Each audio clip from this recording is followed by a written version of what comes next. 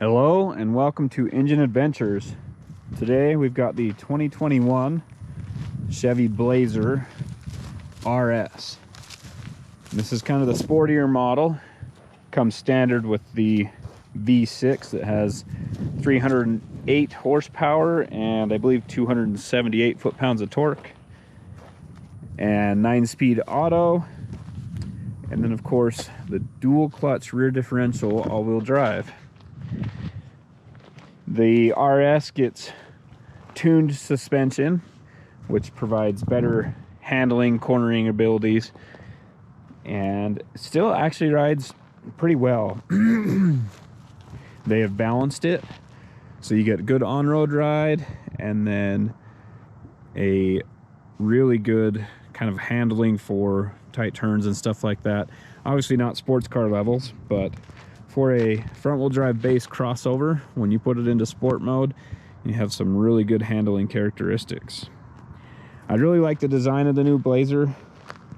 I know a lot of people were expecting or wanting the Blazer to be what the new full-size Bronco is, but if you look at the Blazer from the 90s, it was more of this, and this is the next iteration of that. Not to say that Chevy shouldn't come out with an off-roader to compete with the Bronco, and maybe even give it the Blazer name and change this to something else. But still a great vehicle. Let's take a look under the hood. So there is your transverse mounted 3.6 liter V6.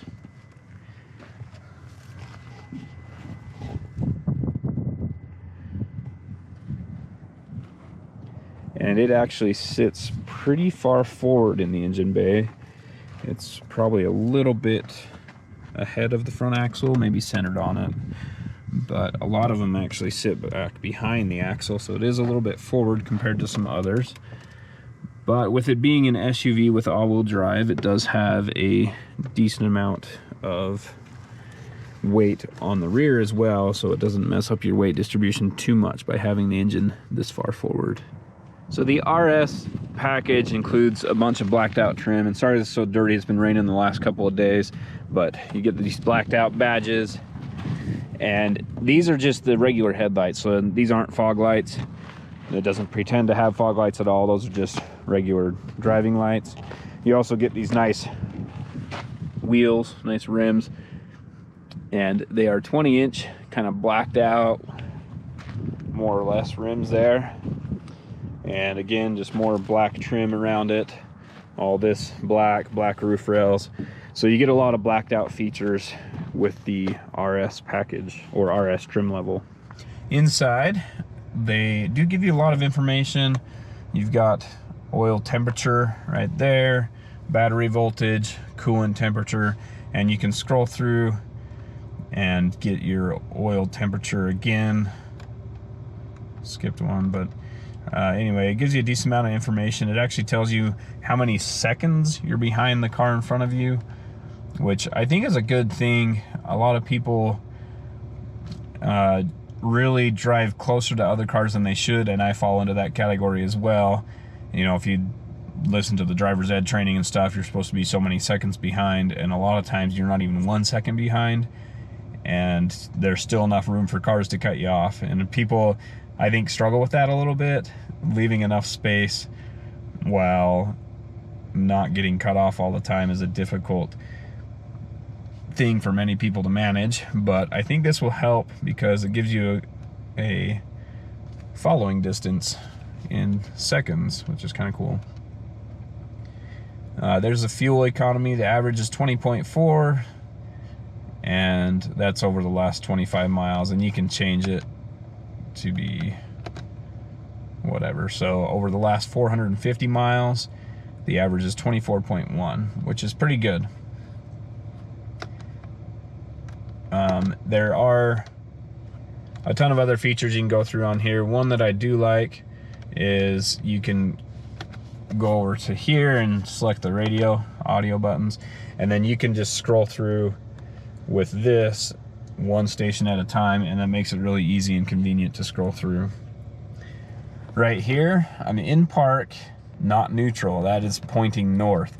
So the first time I saw that, it caught my eye a little bit, and I thought I was actually in neutral. So now you can see neutral, neutral, but it's actually neutral and north. So if you happen to be driving the wrong direction or pointing the wrong direction, you're pointed north, just know that that one's actually your compass, and this one over here is the transmission setting. It does have the auto stop start, and it has a ton of other features. This is kind of, the RS is kind of to give you a Camaro themed interior, more sporty interior. So you get these red bezels. I like how the vents open and close, and then of course you can adjust them there. They have the red bezels around them, makes them very attractive. Down here you twist the whole thing to change the temperature. This particular one does have ventilated seats as well as heated seats. The screen, I didn't do a ton of stuff on the screen. It's really pretty easy to use though. I mean, if you want nav, you hit the nav button. You want the audio, hit the audio button. Really easy to use. I mean, home screen if you want to go into all your other settings and whatnot. And it does have a surround view camera system, which is pretty clear.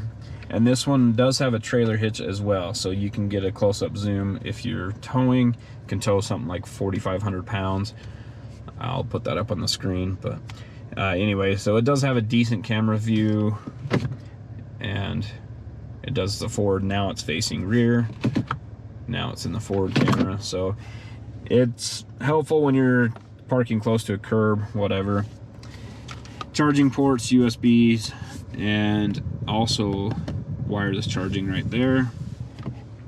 Here's your all-wheel drive selector, or your drive mode. So two-wheel drive, that's just a standard one. This is normal all-wheel drive, and this is a kind of like a toggle dial, so you can only, you turn it and let it go to change to each mode. So that was a normal all-wheel drive. This one's sport mode, off-road mode, and then tow haul mode, which, interesting, those are all-wheel drive modes except for just your everyday driving cruising one. So in tow haul mode, it's all-wheel drive for better traction and handling, which is cool. Lane keep assist, having a button for it is key. Having it easy to find is also key. I really like that the button's here. I actually didn't use the system that much, but I love having the button easily accessible. Glove box, actually push that button to open it, and it does have that camera for the rear view mirror, which is nice. My sunglasses do fit in here. The Tifosi Jets, no sunroof on this one, which is fine for me. An okay amount of storage in here, 2 more USBs and an SD card slot. The SD is for the maps, navigation, but you can also play music through there, and then you have a 12 volt. So plenty of room in the middle row. I had car seats, although I think I have a picture of that. I'll throw the picture up if I got it. But that's my driving position. There's quite a bit of room. You have 2 people 6 feet tall plus, fit in here no problem.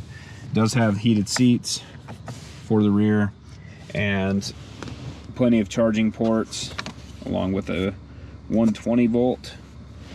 And no real cup holders. You get some in the door, kind of. Those are good for bottles.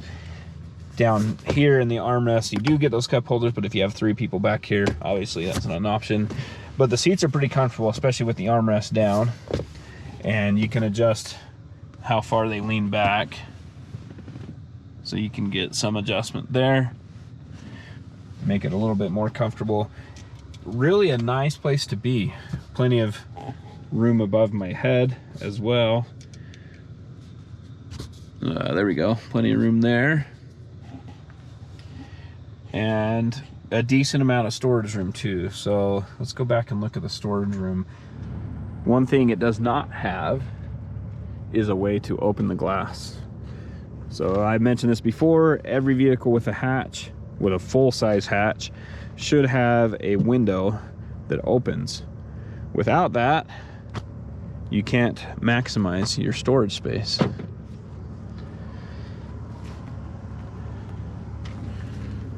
So in here, behind that, some fuses and stuff. decent amount of space. If you want to fold the seat, you can just grab that handle, it'll fold the seat down. And I mean, that's a pretty wide load floor. You could probably sleep in there. It's long enough you could sleep in it, but it's not wide enough or long enough for 4x8 sheets. Wouldn't expect it to be. Additional storage up there for tools and whatnot. Spare tire is oddly enough on a very large rim. I believe that's still on a 20-inch rim, but ready to go too. It's inflated and all that. You don't have to worry about inflating it. And then of course your tools right here for it. So decent amount of storage space. It has lighting and everything. If you have the cargo cover, hooks in there and there. It's got the grocery hooks. That's probably in the shadow, hard to see, but you have the grocery hooks there, tie down points there, and that's about it for that. And then all 3 seats do have the child seat anchors, so you can put 3 car seats in there. Be a little tight width-wise, but should be doable. Real quick on the pricing, 2021 Blazer RS all-wheel drive, silver ice metallic exterior, jet black interior, with a 3.6 liter V6 and 9-speed automatic. Base price $43,700. This one has the enhanced convenience package with heated rear seats and the outboard 2 seats. The memory settings for the seats, driver's seat at least. Power tilt telescopic steering column. Premier 8-speaker audio, which is okay. It's not the best thing, but it's not bad. Includes the ventilated seats for the driver and the front passenger. And then the driver confidence package, rear camera mirror with the washer, safety alert seat, wireless charging for the devices, adaptive cruise control, LED headlights, enhanced automatic braking, and the HD surround vision cameras. And then it has the storage package, which the cargo area organizer and the front console organizer, which I don't think were actually in here. So in total, $48,380, which is a pretty significant price, but you get a lot out of this vehicle. EPA estimated fuel economy 21 combined, 26 highway, 19 city, and this one actually seems to be doing a little better than that at 24 combined, so not bad at all. 0 to 60. 3, 2, 1, go.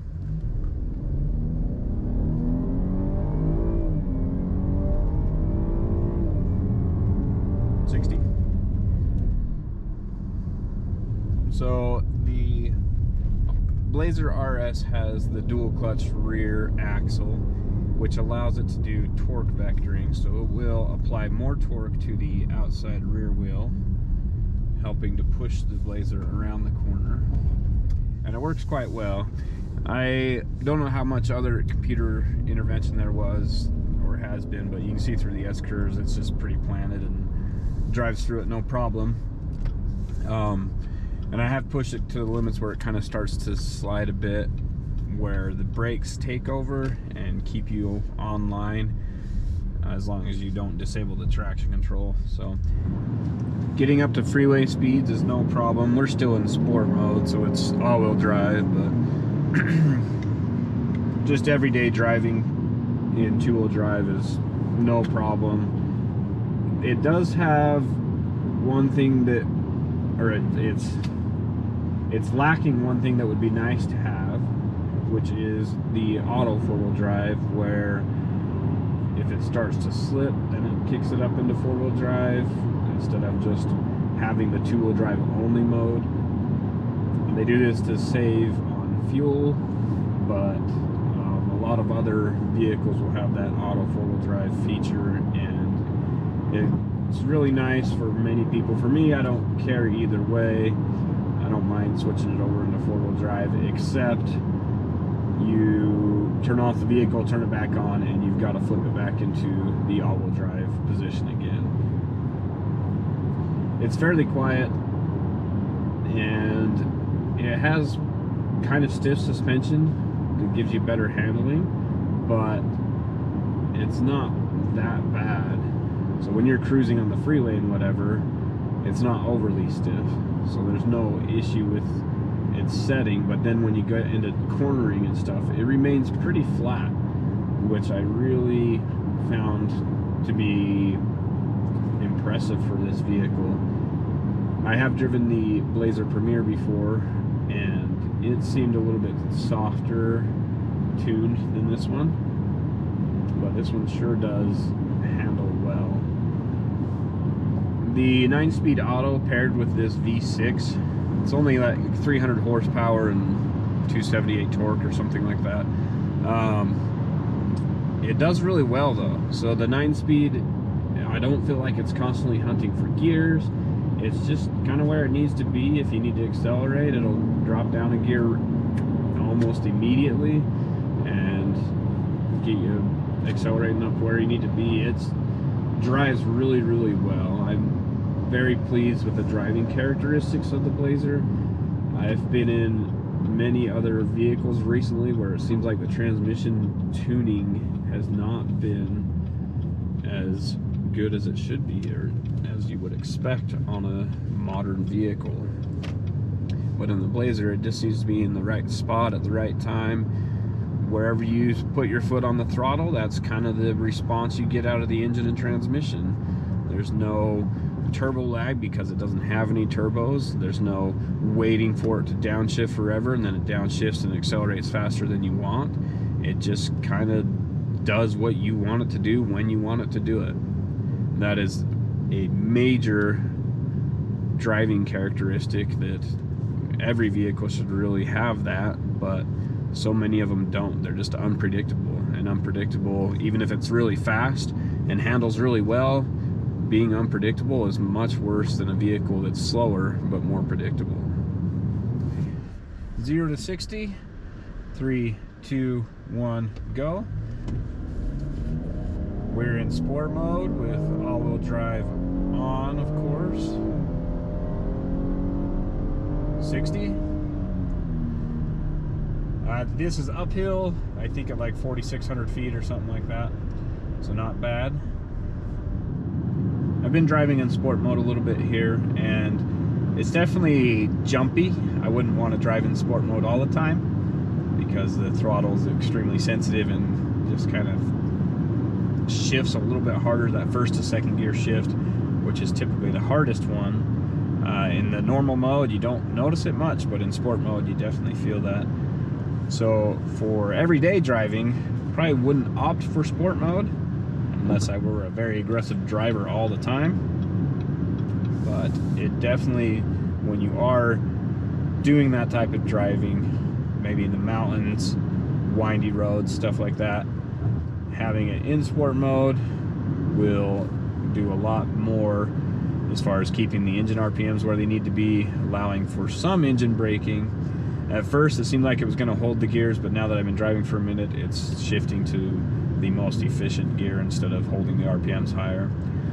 And that might change if you were constantly changing speeds and stuff like that, but for how it is right now, it's just kind of keeping it at the most efficient. It is quick to downshift though, just a little bit of throttle downshifts. And here we go through the S curves. We are in sport mode, so we get the dual clutch rear helping us out, help push us around the corners. 2-foot driving, so I can brake with my left foot. I mean, it just stays planted. The seats don't hold you as well as maybe they should for a car that handles this well.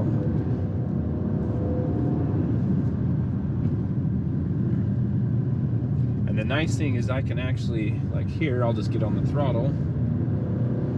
You can get on the throttle because it'll power that outside rear wheel and push you around the corner. Thanks for watching Engine Adventures on-road review of this 2021 Chevy Blazer RS. For 21, the Blazer RS is the only trim level that has the dual clutch rear. They removed that from the Premier and just gave it the regular single clutch rear differential. So if you want the sportier drive, the RS is the only way to go with that. Great vehicle overall. I've really enjoyed driving it. It's pretty spacious for how big it is. You know, it feels large inside, plenty of room. You don't feel cramped at all, but outside it's not that big of a vehicle. Easy to drive, great handling. It can be a little bit stiff for some people, but I think it's kind of hitting the sweet spot where it's not rough to ride in, but it still handles pretty flat in the corners. Decent power, but excellent tuning in the engine and transmission. So GM has done a really good job tuning that 9-speed auto, and especially when paired to this V6. If you liked what you saw, be sure to hit subscribe, ring the bell so you get notifications when we post new content, and hit the thumbs up. Also, be sure to comment down below. And if you didn't like it and give me a thumbs down, be sure to comment down below and let me know why. Thanks for watching. Have a great day.